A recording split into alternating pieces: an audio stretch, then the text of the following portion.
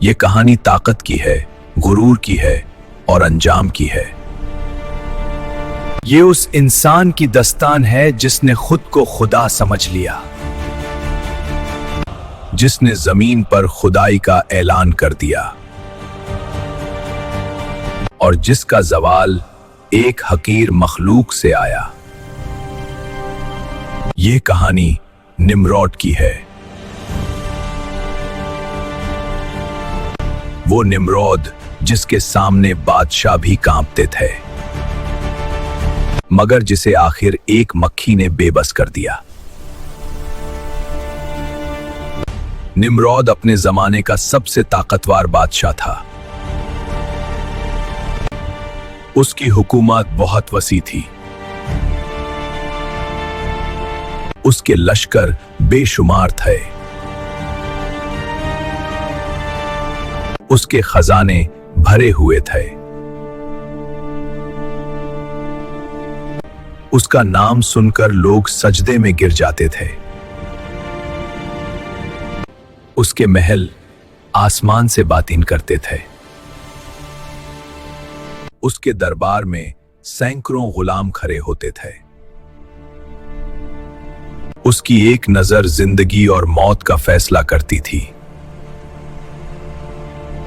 آہستہ آہستہ اس کے دل میں ایک خیال بیٹھ گیا کہ اتنی طاقت صرف خدا کے پاس ہوتی ہے، اور جب طاقت میرے پاس ہے تو پھر خدا بھی میں ہی ہوں۔ یہیں سے اس کی تباہی کا سفر شروع ہوا۔ اس نے چند قیدیوں کو بلا کر ایک کو قتل کر دیا اور دوسرے کو چھوڑ دیا اور کہا کہ دیکھو، یہ میری خدائی کا ثبوت ہے۔ لوگ ڈر کے مارے خاموش ہو گئے، مگر آسمان خاموش نہیں تھا۔ اسی دور میں حضرت ابراہیم اللہ کے نبی تھے۔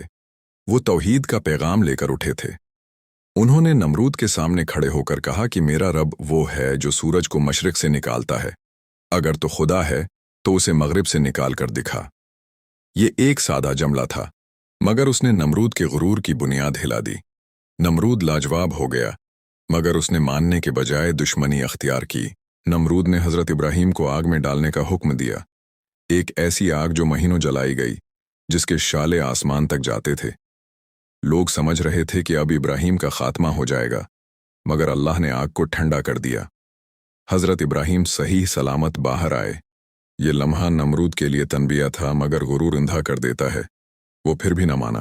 نمرود کی خدائی کا زام بڑھتا گیا۔ اس نے آسمان پر بھی چڑھنے کا ارادہ کیا۔ روایتوں میں آتا ہے کہ اس نے پرندوں کے ذریعے آسمان تک پہنچنے کی کوشش کی، مگر ہر بار ناکام ہوا۔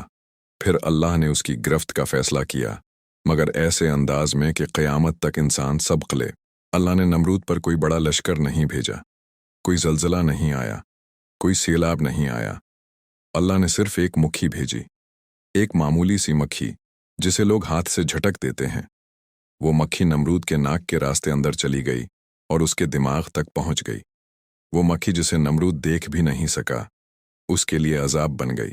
نمرود تڑپنے لگا، اس کے سر میں شدید درد ہونے لگا۔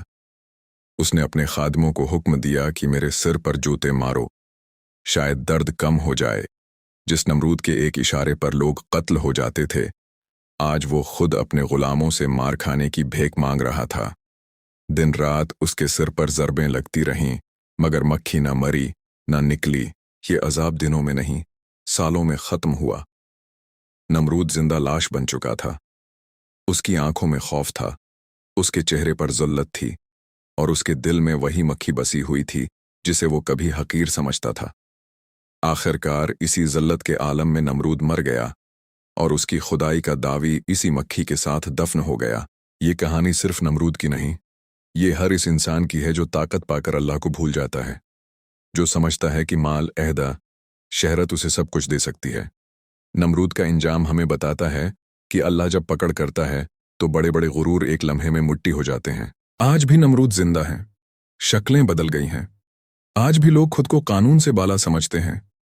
آج بھی انسان کو کچلتا ہے۔ آج بھی طاقت کے نشے میں خدا بننے کی کوشش کی جاتی ہے۔